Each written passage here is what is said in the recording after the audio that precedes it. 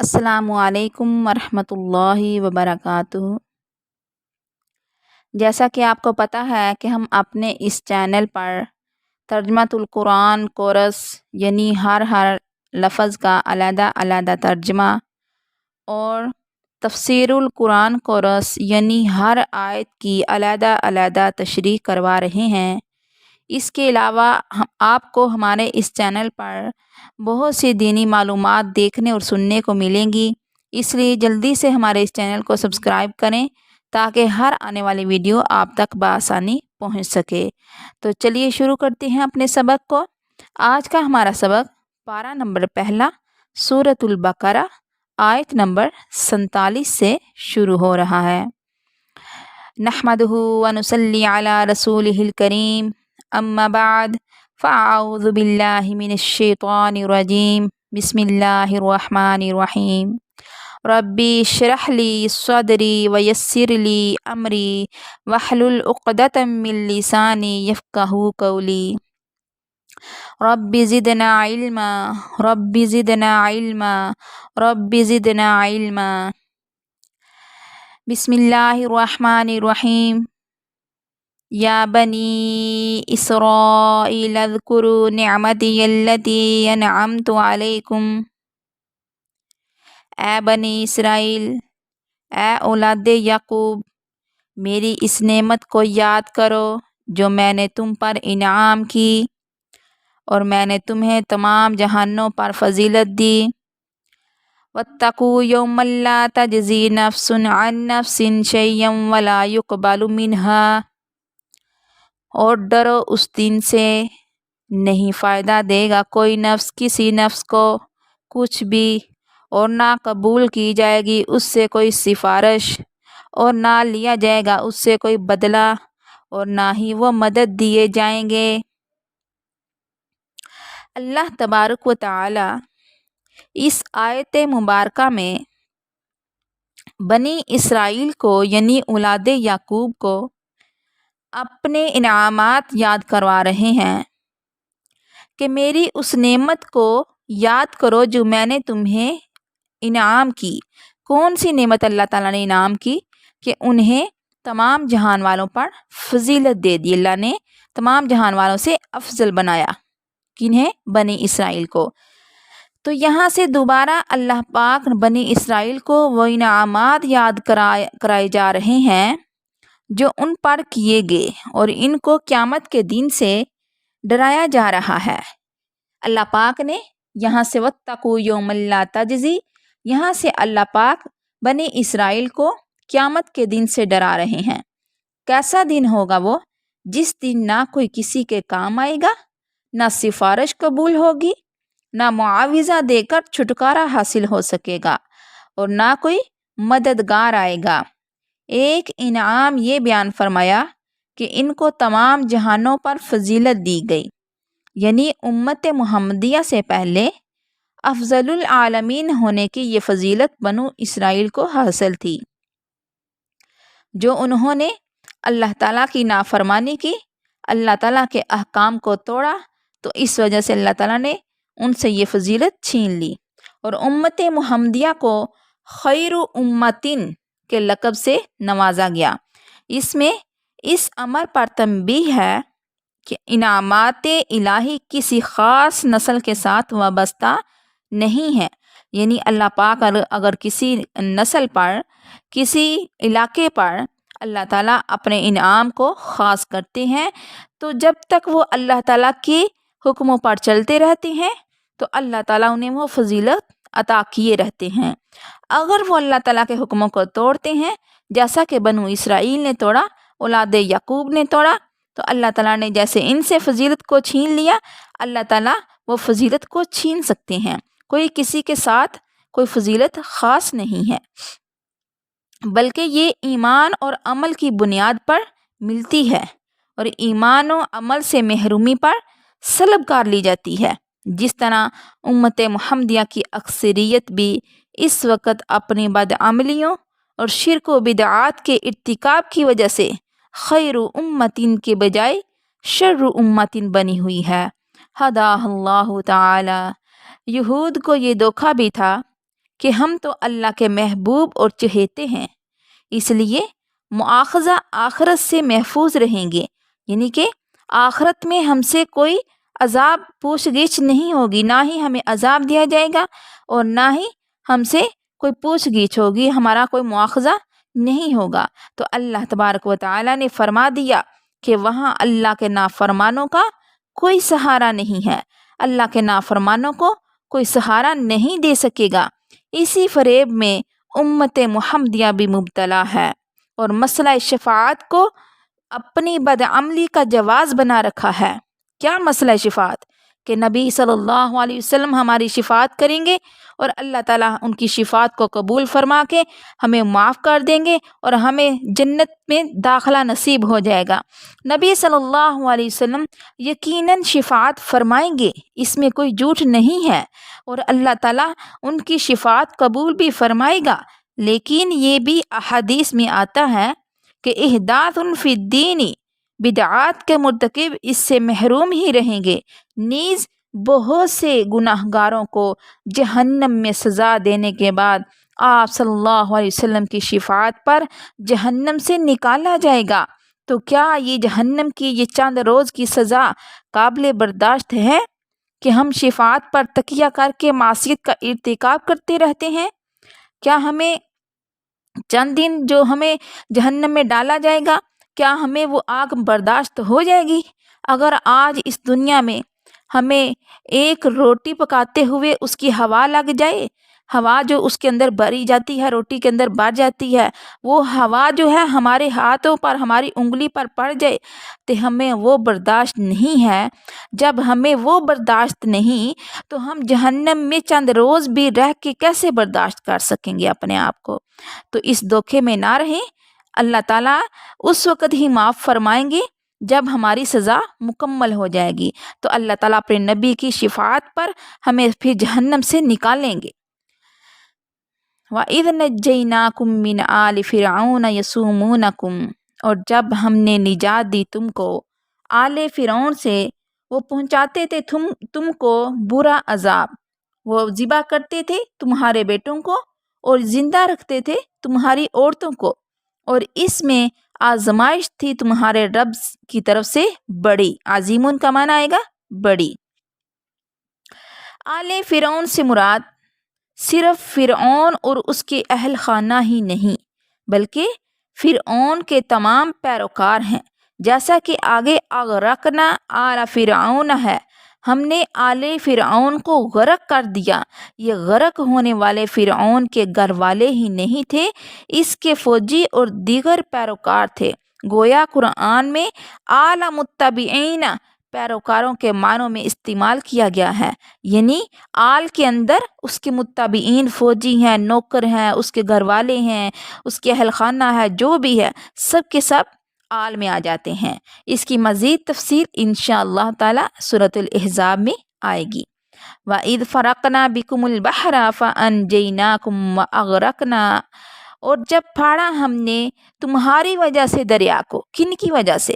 بنو اسرائیل کی وجہ سے۔ اللہ تعالیٰ نے یہ بھی ان پر ایک انعام کیا، اللہ تعالیٰ ان کو اپنا انعام یاد کروا رہے ہیں۔ اوپر بھی ہے نا کہ اللہ تعالیٰ فرما رہے ہیں کہ وہ تمہارے بیٹوں کو ذبح کرتے تھے اور تمہاری عورتوں کو زندہ رکھتے تھے۔ اللہ تعالیٰ کہہ رہے ہیں کہ ہم نے ان سے تم کو نجات دلائی۔ تو جب آگے بھی یہ ان پر انعام ہے کہ ہم نے تمہاری وجہ سے دریا کو پھاڑا، پس نجات دی ہم نے تم کو، اور غرق کیا ہم نے آل فرعون کو، اور تم دیکھ رہے تھے۔ تو اللہ تعالیٰ یہاں سے فرما رہے ہیں کہ یہ بھی ہم نے تم پر انعام کیا ہے۔ سمندر کا یہ پھاڑنا اور اس میں سے راستہ بنا دینا ایک معجزہ تھا، جس کی تفصیل سورہ شعراء میں انشاءاللہ بیان کریں گے ہم۔ وَإِذْ وَعَدْنَا مُوسَىٰ 40 لَيْلَةً، اور جب وعدہ لیا ہم نے موسیٰ علیہ السلام سے 40 راتوں کا، پھر بنا لیا تم نے بچڑے کو اس کے بعد معبود، اور تم ظالم تھے، یعنی پوجنا شروع کر دیا بچھڑے کو۔ یہ گوسالہ پرستی کا واقعہ اس وقت ہوا جب فرعونیوں سے نجات پانے کے بعد بنو اسرائیل جزیرہ نمائے سینا پر پہنچے۔ जजीरा नुमाए सीना पर पहुँचे, वहाँ अल्लाह ताला ने हज़रत मूसा अलैहिस्सलाम को तौरात देने के लिए 40 रातों के लिए कोह तूर पर बुला लिया। हज़रत मूसा अलैहिस्सलाम के जाने के बाद बनी इसराइल ने सामरी के पीछे लगकर बिछड़े की पूजा शुरू कर दी। इंसान कितना ज़ाहिर परस्त है कि अल्लाह ताला की कुदरत की बड़ी बड़ी निशानियां देखने के बावजूद अल्लाह ने कितनी बड़ी निशानी ये दिखाई कि उनकी वजह से दरिया को फाड़ दिया। तो अल्लाह ताला फरमा रहे हैं कि अल्लाह ताला की कुदरत की बड़ी बड़ी निशानियां देखने के बावजूद और नबियों हज़रत हारून अलैहिस्सलाम और हज़रत मूसा अलैहिस्सलाम की मौजूदगी के बावजूद बिछड़े को अपना माबूद समझ लिया। आज का मुसलमान भी शिर्क या अकायद व आमाल में बुरी तरह मुब्तला है, लेकिन वो ये समझता है कि मुसलमान मुशरिक कैसे हो सकता है, मुसलमान मुशरिक कैसे हो सकता है। इन मुशरिक मुसलमानों ने शिरक को पत्थर की मूर्तियों के पुजारियों के लिए ख़ास कर दिया है कि सिर्फ वही मुशरिक हैं, जबकि ये नाम निहाद मुसलमान भी कब्रों पर कुब्बों के साथ ही वही कुछ करते हैं जो पत्थर के पुजारी अपनी मूर्तियों के साथ करते हैं। आज़नल्लाहु मिन्हु, अल्लाह ताला हमें इनसे महफूज फरमाए। तो आगे अल्लाह ताला कह रहे हैं, अल्लाह ताला फरमा रहे हैं सुम्मा अफ़ौना अन्कुम, फिर हमने दरगुजर किया तुमको बाद इसके शायद कि तुम शुक्र अदा करो। अल्लाह ताला ने उनको माफ़ फरमा दिया इस वजह से कि शायद ये शुक्र अदा करें, लेकिन वो फिर भी अपनी ज़िद पर अपनी अना पर अड़े रहे। शुक्र करने के बावजूद उन्होंने नाफरमानी की। व इज़ आतैना, और जब दी हमने मूसा अलैहिस्सलाम को किताब और जुदा जुदा करने वाली रोशन निशानियाँ, हक और बातिल को जुदा जुदा करने वाली, या ये भी कर सकते हैं या दलीलें भी कर सकते हैं और या ये माना भी कर सकते हैं कि रोशन निशानियाँ। जब दी हमने मूसा अलैहिस्सलाम को हक और बातिल में जुदा जुदा करने वाली दलीलें निशानियाँ, शायद कि तुम हदायत पा जाओ। तो यहाँ से अल्लाह पाक फरमा रहे हैं ये वाक़या भी कब हज़रत मूसा अलैहिस्सलाम को किताब मिली, जब बहरे कलज़म पार करने के बाद ये वाक़या पेश आया। किताब यानी तौरात ही को फुरकान से ताबीर किया गया है। फुरकान किसे कहते हैं कि अल्लाह ताला फरमा रहे हैं या तो कहते हैं कि या तो ये तौरात ही को फुरकान से ताबीर किया गया है, क्योंकि हर आसमानी किताब हक़ व बातिल को वाज़ेह करने वाली होती है, या मोजज़ात को फुरकान कहा गया है। एक तो ये है कि फुरकान या तो तौरात को कहा गया है कि उसमें अल्लाह पाक की हुक्म होते हैं, उसमें अल्लाह पाक के जो हक़ और बातिल को जुदा करने वाले अहकाम होते हैं, वाज़ेह अहकाम होते हैं। तो या तो ये तौरात को कहा गया है और या फिर ये मोजज़ात को कहा गया है कि मोजज़ात भी हक़ व बातिल की पहचान में अहम किरदार अदा करते हैं। वइज़ क़ाला मूसा, और जब कहा मूसा अलैहिस्सलाम ने अपनी कौम से कि ऐ मेरी कौम, बिछड़े को माबूद बनाकर तुमने अपनी जानों पर जुल्म किया है, अब तुम अपने पैदा करने वाले की तरफ रजू करो, अपने को आपस में कत्ल करो, तुम्हारी बेहतरी अल्लाह ताला के नज़दीक इसी में है। तो उसने तुम्हारी तौबा कबूल की, वो तौबा कबूल करने वाला और रहम करने वाला है। जब हज़रत मूसा अलैहिस्सलाम ने शिरक पर मुतनब्बह फरमाया, जब हज़रत मूसा अलैहिस्सलाम वापस आए, उन्होंने देखा कि मेरी कौम ने तो बिछड़े को माबूद बनाया है, अल्लाह ताला के साथ शरीक ठहरा लिया है। तो उन्होंने शिरक पर मुतनब्बह फरमाया, तो फिर उन्हें तौबा का एहसास हुआ। तौबा का तरीका कत्ल तजवीज़ किया गया कि तौबा उस वक़्त कबूल होगी जब आपस में तुम्हें एक दूसरे को कत्ल करोगे। तो ये एक तो इनकी 2 सफ़ें बना दी गई, एक ये कि सबको 2 सफ़ों में काट दिया गया और उन्होंने एक दूसरे को कत्ल किया। दूसरे ये कि इर्तिकाब शिरक करने वालों को खड़ा कर दिया गया और जो उससे महफूज रहे थे इन्हें कत्ल करने का हुक्म दिया गया, चनाचा उन्होंने कत्ल किया। तो कहते हैं कि मकतूलीन की तादाद जो है 70,000 बताई गई है, 70,000 मकतूलीन की तादाद बयान की गई है। وَإِذْ قُلْتُمْ اور جب کہا تم نے اے موسیٰ ہرگز نہیں ہم ایمان لائیں گے یہاں تک کہ ہم دیکھ لیں اللہ تعالیٰ کو سامنے، پس پکڑا تم کو بجلی نے کڑک نے اور تم دیکھ رہے تھے۔ حضرت موسیٰ علیہ السلام جب کوہ طور پر گئے 70 آدمیوں کو ساتھ لے کر گئے تو اللہ تعالیٰ وہ کہنے لگے ہم اس وقت تک ایمان نہیں لائیں گے جب تک کہ ہم اللہ کو سامنے دیکھ نہ لیں۔ ثم بعثناکم پھر اٹھایا ہم نے تم کو تمہاری موت کے بعد شاید کہ تم شکر ادا کرو۔